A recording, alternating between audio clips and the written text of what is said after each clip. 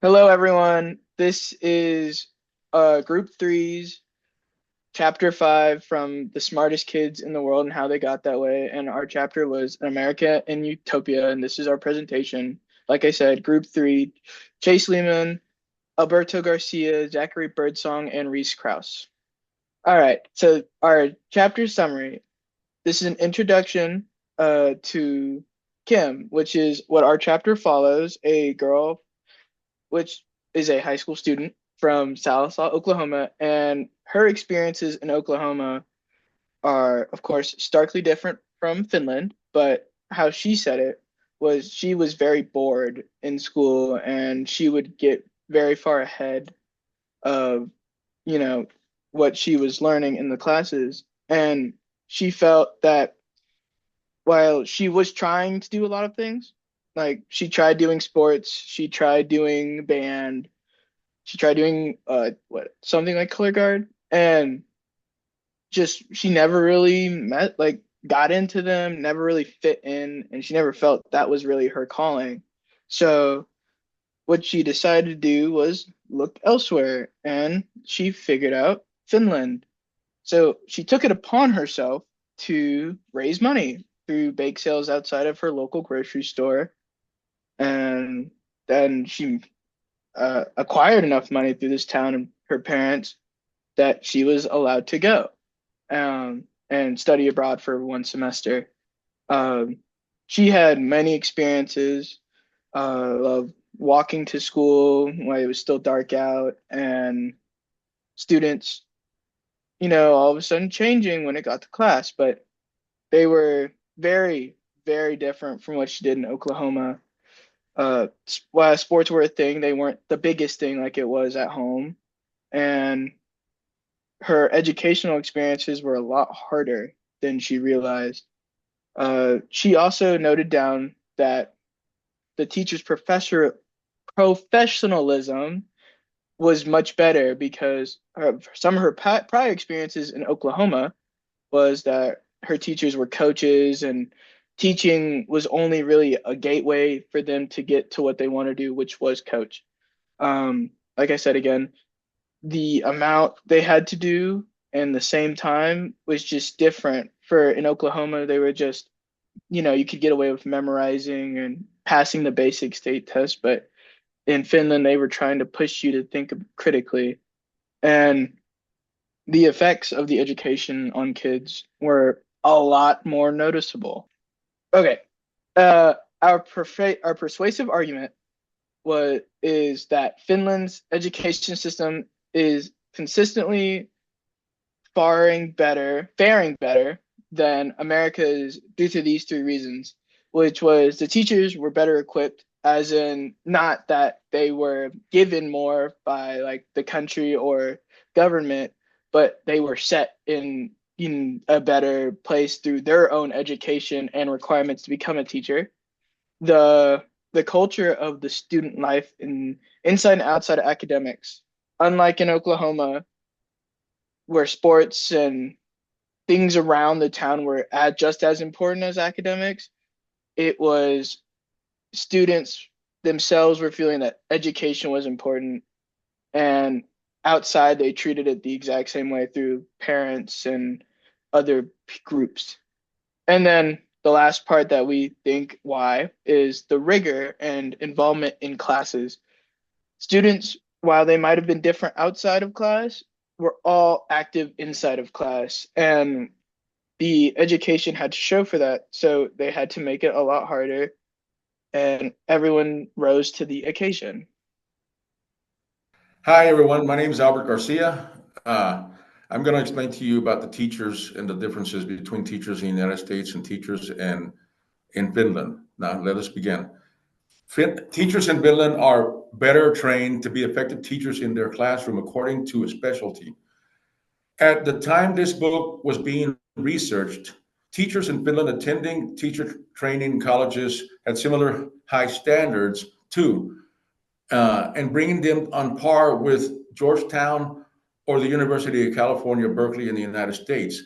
And Finland's education programs were even more selective than the colleges and were on the order of MIT, and only 20% of applicants were selected to join the teacher training colleges. Now, teachers in the United States were not as carefully selected at the time this book was written, nor did they have to meet any standards in some instances.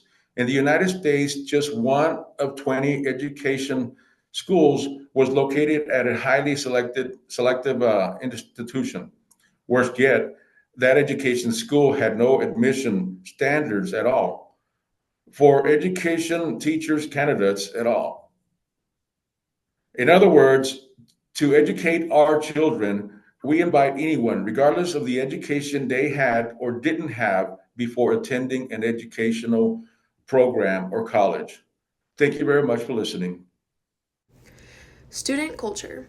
Students took their work more seriously due to the teachers expecting more from them for their work, and they had more value in their work, unlike what we see from students in America. Effort mattered more.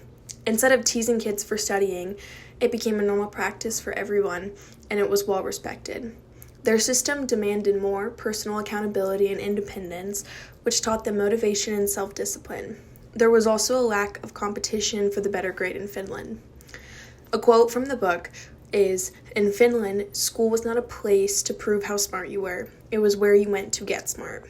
Raising expectations for students can reshape the learning culture. Like a herd mentality, when one student sees that the others are capable of doing the more rigorous and advanced work, it shows them they are also capable to do the same work and take pride in their effort as well.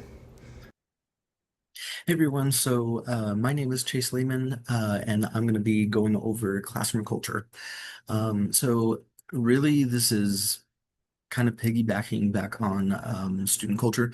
In chapter 5, Kim talks about the rigor of the classwork, and I think that's something that's really present in Finland is just how much more effort you really have to put in, that the students have to put in. Compared to classrooms in the US, because of how much more critical thinking and just focus you have to put in and problem solving skills. That was the word. And students seem more interested and involved during classes, which follow a more discussion base. So instead of sitting in classrooms like we do here in the US with lectures. They're more focused on discussions and really more involving the students. And then kids with less than standard lives are role models in the classroom. So take, for example, the um, the the kid who was a pothead outside of the classroom. Normally here in America, we would see him as less than, we would see him as inferior, as incapable of doing well in school. But in the classroom in Finland, he is a model student in the classroom. And then expectations for teachers are much greater in Finland. Therefore, expectations are much greater for students. So kind of like what Alberto was talking about with just the teachers and how they're expected to do a lot more and they're trained a lot higher. For example, teachers in Finland, they are required to have a master's degree rather than teachers here in America are required to have only have a bachelor's degree. So naturally, the expectations for students are greater as well if the expectations for teachers are greater as well because there's more training for the teachers, so there's more training for the students. So involving students in classroom discussions can create greater interest in learning for kids. Lessons that are more difficult and are focused on critical thinking and problem solving rather than memorization can better equip students for real world problems as well as create a spark in a kid's brain, helping them become more involved and interested in learning. So one thing that I feel that Finland does very well is they help create that spark in a kid's mind of wanting to learn, um, of wanting to be involved. Like for example, in student culture, it was talked about how it's not a bad thing to want to learn. It's not a bad thing to want to do well in school. It's in fact a good thing, and it's looked highly upon. Are teachers are said to, in Finland, are said to have the same degree of of worth, I guess you can say, um, than doctors and lawyers here in the U.S. Are expected to have the same amount of worth with doctors and lawyers here in the U.S. Um, so really, I just think that comparison just shows how well Finland is doing and why they're doing so good. Um, so yeah, so our conclusion, in conclusion, America's education system is behind Finland's education system because of how Finland consistently utilizes schoolwork that requires active problem solving and critical thinking, a higher expectation in students, which creates a greater intrigue in learning, and better training of teachers through more intensive training programs. So again, Finland's students are constantly using their brain and they're constantly wanting to learn and they're constantly being involved instead of here in America where we're teaching lectures and we're